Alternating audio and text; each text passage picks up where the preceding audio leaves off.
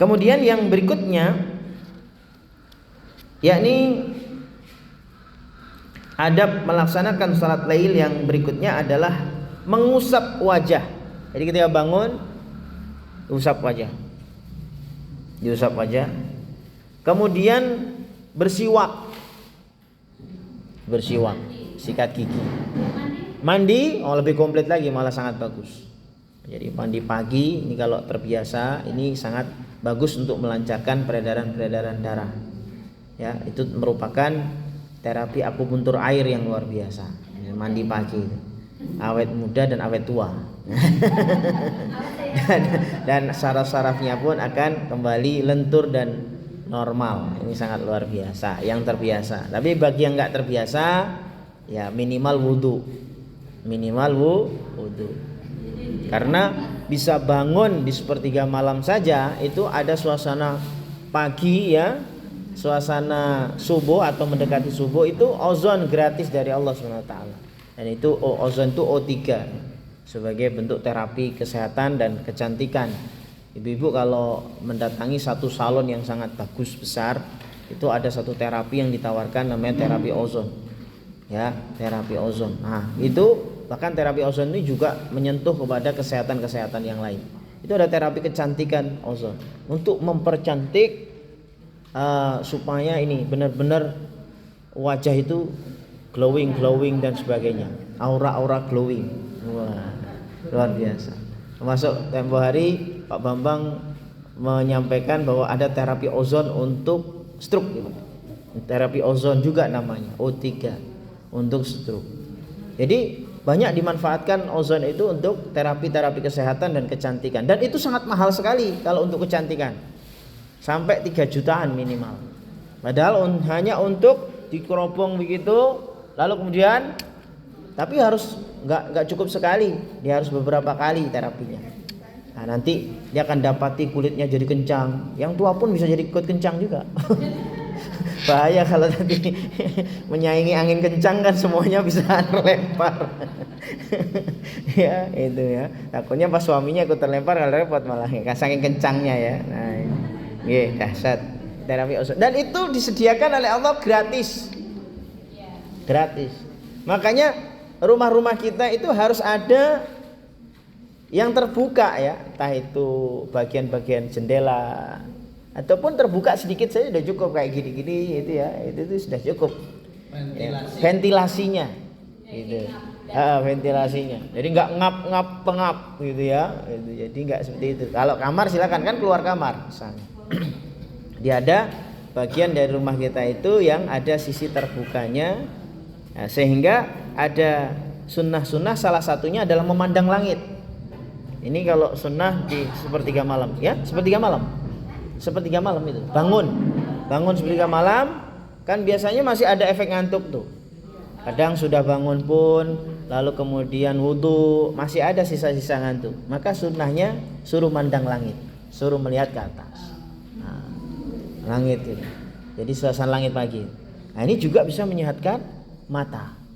Nah, ini ya, jadi luar biasa. Di samping juga ozon tadi itu ya bisa menjadikan kecerdasan ya, jadi menjadikan kulit juga cerah, lebih bagus dan juga nantinya akan memicu hormon-hormon endorfin, kebahagiaan. Gitu, hormon endorfin dan orangnya akan jadi ulet. Akan jadi ulet. Ulet itu gigih ulet ya. Jadi kalau misalnya enggak gampang sakit hati, enggak gampang baper, orangnya jadi kuat ulet seperti itu ya. Ini luar biasa. Nah, juga disunahkan membaca doa. Kalau yang ingin versi komplit, baca zikirnya la ilaha illa anta subhanaka astaghfiruka lidzambi wa as'aluka rahmatak Allahumma zidni ilman wa la tuzigh qalbi ba'da idh hadaitani wa hab li min ladunka rahmah innaka innaka antal wahhab. Paling kita yang hafalnya yang ekornya ini aja. Alhamdulillahilladzi ahyana ba'dama amatana wa ilaihin nusyur. Nah ini maksudnya ini apa ini? Doa apa? Bangun tidur ya. Nah, jadi ada versi komplit, ada versi pendek. Jadi kalau minimal ya alhamdulillahilladzi ahyana ba'dama amatana wa ilaihin nusyur, yang sudah kita biasa amalkan. Ya. Atau yang versi komplit tadi yang saya baca. La ilaha illa anta subhanak astaghfiruka li dhanbi wa as'aluka rahmatak Allahumma zidni ilma wa la tuzigh qalbi ba'da idh hadaytani wa hab li min ladunka rahmah innaka antal wahhab. Alhamdulillahilladzi ahyana ba'dama amatana wa ilaihin nusyur. Ini ada zikir yang seperti itu. Ada juga yang lebih komplit lagi. Wah, ada zikir itu kalau diikuti komplit, lebih komplit lagi ya. Hah? Tulisnya panjang, Pak. Nanti kalau ini di share-share ya. Nanti ya kalau masih ini ya di artikel itu ya. Ada lagi yang lebih panjang. Allahumma lakal hamdu anta nurus samawati wal ardi wa man fihin wa lakal hamdu anta qayyimus samawati wal ardi wa man fihin wa lakal hamdu antal haqq wa wa'dukal haqq wa liqa'uka haqq wal jannatu haqq wan naru haqq wan nabiyyuna haqq wa muhammadun haqq was sa'atu haqq Allahumma laka aslamtu bika amantu wa 'alaika tawakkaltu wa ilaika anabtu wa bika khasamtu wa ilaika hakamtu faghfir li ma qaddamtu wa ma akhartu wa ma asrartu wa ma a'lantu anta Allah la ilaha illa anta. Nah, jadi ada zikir-zikir sesudah bangun di sepertiga malam itu. Yang versi pendek ada, yang minimal itu ya alhamdulillahilladzi ahyana ba'dama amatana wa ilaihin nusyur. Ada juga yang versi panjang, sedengan dan panjang. Itu ya. Masya Allah. Ini apa namanya kaitan dengan sesudah bangun dari tidur, kemudian menghapus kantuk di wajah, diusap. Ya. Jadi ini juga bisa dipraktekkan kalau jenengan ngaji ngantuk, usap, diusap dan dipastikan ini bersih juga.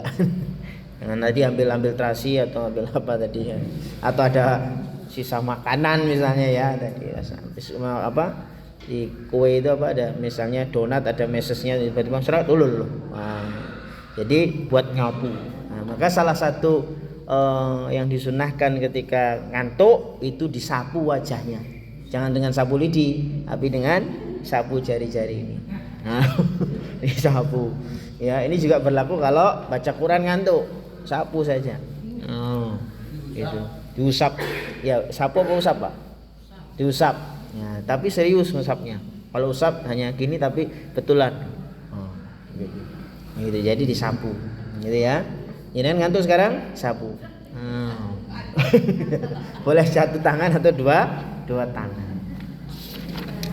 Kemudian ketika sudah siap, sudah wudu, ya, sudah terasa tidak ngantuk, lalu kemudian bersiap untuk sholat. Nah, maka Rasulullah menyuruh idza qama ahadukum minal lail, apabila salah seorang dari kalian mengerjakan salat malam, ya, falyaftatih salatahu, maka hendaklah membuka salat malamnya itu bi rak'ataini khafifatain, dengan 2 rakaat yang ringan.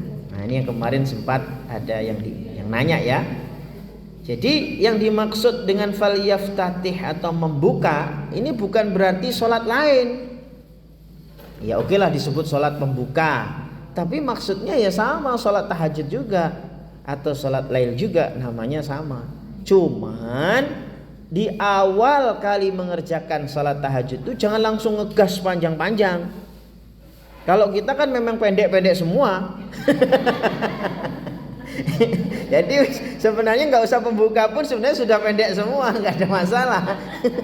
Tahu yang dibaca li'ila fi Quraisyin, alam taro kaifa fa'ala rabbuka bi ashabil fil misalnya. Ya. Terus alam nasroh, watini wa zaitun, itu sudah pembuka semua. Ya. Jadi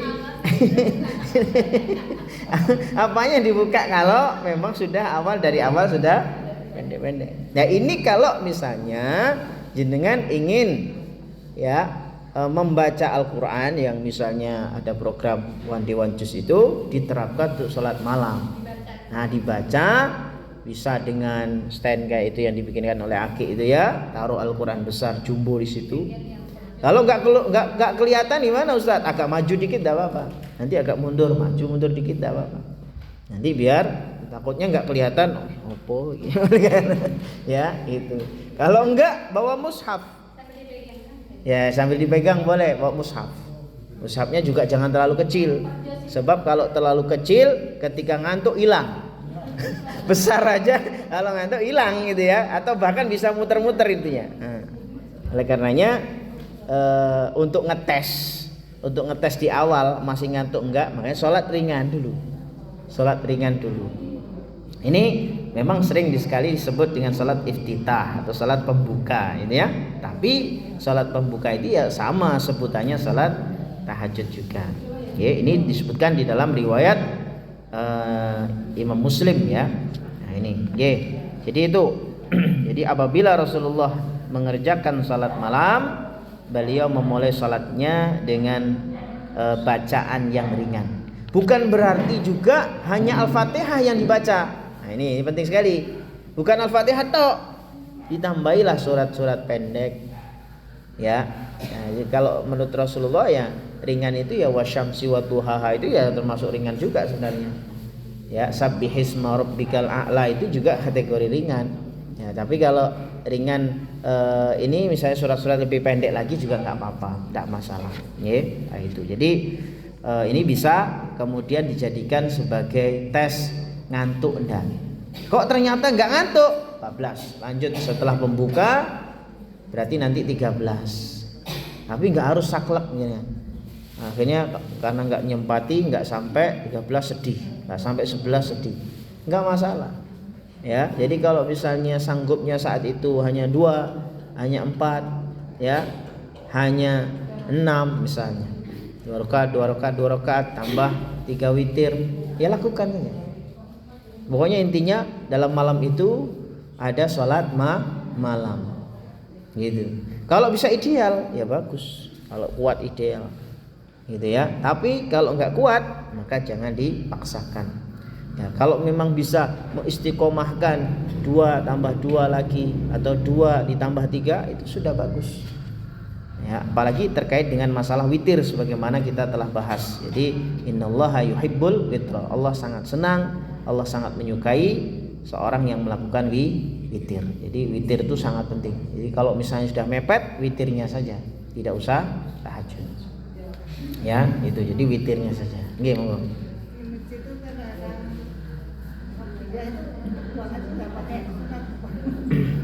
Qobliyah subuh, qobliyah zuhur. Mungkin pakai Bu, tapi bacanya cepat, patas bacanya. Bismillahirrahmanirrahim. Alhamdulillahirabbil alamin. Cepat, karena ada orang yang suka bacanya cepat. Ya, jadi kalau misalnya direkam itu paling tapi mungkin orangnya paham gitu ya. Ya. Cepat ya. Nah, ya memang ada beberapa orang itu entah ya kalau diposisikan sebagai imam itu kadang terlalu cepat. Gitu ya. Iya, terlalu cepat ya. Tapi kalau cepat itu sholatnya sendiri ya beliau sendiri yang nanggung. Beliau sendiri yang mestinya harus mengilmui apakah bacaan saya ini genah untuk saya sendiri, karena orang lain nggak mungkin nyimak, wong dia sholat sunnah gitu ya, kecuali kalau imam kok cepet ya, pas imam kok cepet Bismillahirrahmanirrahim Alhamdulillahirabbil alamin arrahmanirrahim maliki yaumiddin ya, kedengarannya kalau direkam ya gitu aja Abdolidmin, itu jawabannya belakangnya. Lah yang baca cepat, yang belakang amin ya nyaut cepat juga, cuma nggak amin pakai min gitu toh. Ya, akhirnya imamnya malah tersinggung, imamnya Pak Amin, amin. Ya Allah, gitu. Jadi memang ya bukan berarti terus dilambat-lambatkan, enggak, tapi ideal pelan atau sedengan, model Syekh Sudais itu cepet, tapi cepetnya genah, cepetnya ceto gitu ya. Alhamdulillahirabbil alamin arrahmanir rahim maliki yaumiddin. Cepet. Ya cepet tapi jelas. Ada yang pelan-pelan. Ya. Alhamdulillahirabbil alamin arrahmanir rahim maliki yaumiddin iyyaka na'budu wa iyyaka nasta'in. Jadi pelan, tartil. Kayak gitu. Jadi cepat ya, kalau misalnya jadi imam ya, apalagi meskipun cepat harus jelas. Nah, gitu. Hah? Sambungnya itu sebenarnya nggak ada masalah, sekalipun disambung. Lebih cepat. Lagi meskipun disambung gitu ya, kan dia berarti harus tahu tuh sambungannya itu ya. Jadi kalau nggak terbiasa itu juga dia takut keliru, ni nu gitu kan, gitu nyambungnya kan. Sehingga ada yang wakaf, ada yang diwasolkan. Di ayat-ayat tertentu ada yang suka mewasolkan itu maksudnya menyambung dengan ayat berikutnya. Nah itu sekalipun cepat tetap harus ceto gitu ya, tetap harus jelas. Itu kuncinya begitu. Nah, masalah lagu nanti nomor sekian. Yang penting ketika cepat tapi harus ceto. Nah, gitu ya. Dan harus terasa tumak ninah. Tumak ninah itu ketenangan. Ketenangan itu bisa pada bacaan, pada gerakan, ya, pada dari gerakan ke gerakan berikutnya itu tumak ninah itu artinya tenang. Gitu ya, tenang. Ya, gitu. Jadi seperti itu.